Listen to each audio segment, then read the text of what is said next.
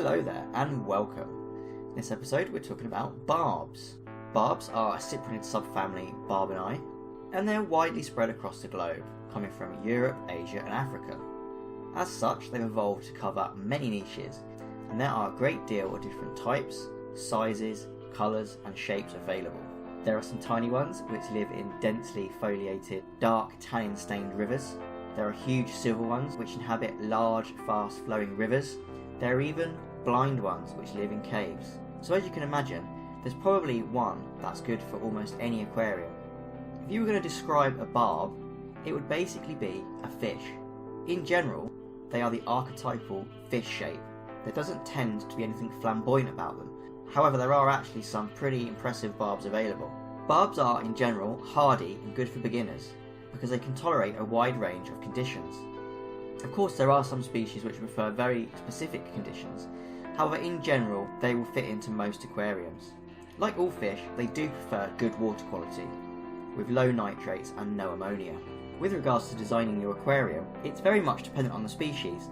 Some like wide open spaces and fast flowing water, others prefer densely planted aquariums with low flow, low light and fuller tannins. The average setup for an aquarium with a few plants, a few ornaments, normal tube lighting and a filter will suit most barbs.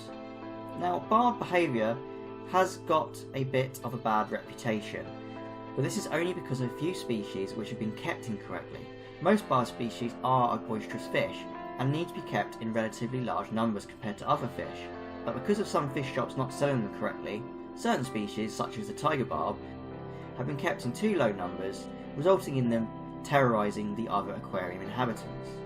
This has basically led to a mythology of barbs being nippy and not good for the community aquarium, but this couldn't be further from the truth.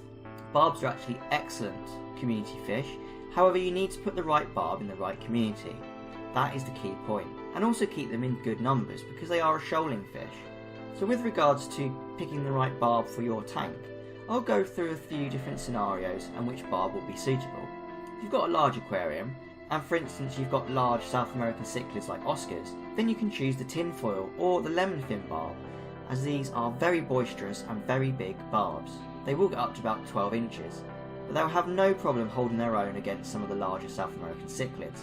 Now for your general community fish aquarium, there's a huge amount of barbs to choose from. I've already mentioned the most common, which is the tiger barbs, and these are actually relatively small compared to other species. I do recommend, if they're available, a few other species which are very attractive and will look different compared to most other fish on the market.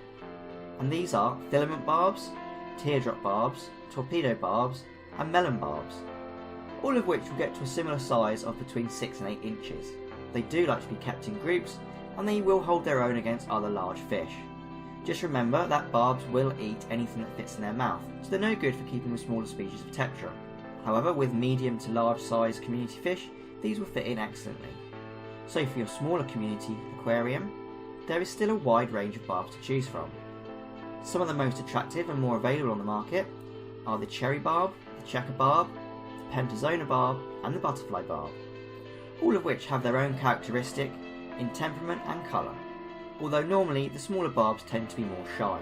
So because barbs are such a great fish, they even come in temperate. Temperate basically means you can keep them in temperatures down to 16 degrees, and species that can do this include the cherry barb, the rosy barb, gold barb and the Odessa barb. The rosies, the gold and the Odessas have a very similar temperament to tiger barbs, and I recommend keeping them in large groups.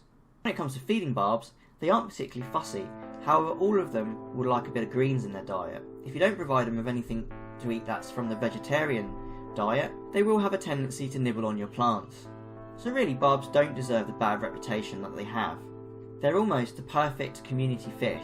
You just have to choose the right species for the right tank. So I hope this video has convinced you to give barbs a try in your aquarium. Please press the like button below and subscribe if you want to see more of this kind of content. Thank you for watching and happy fish keeping!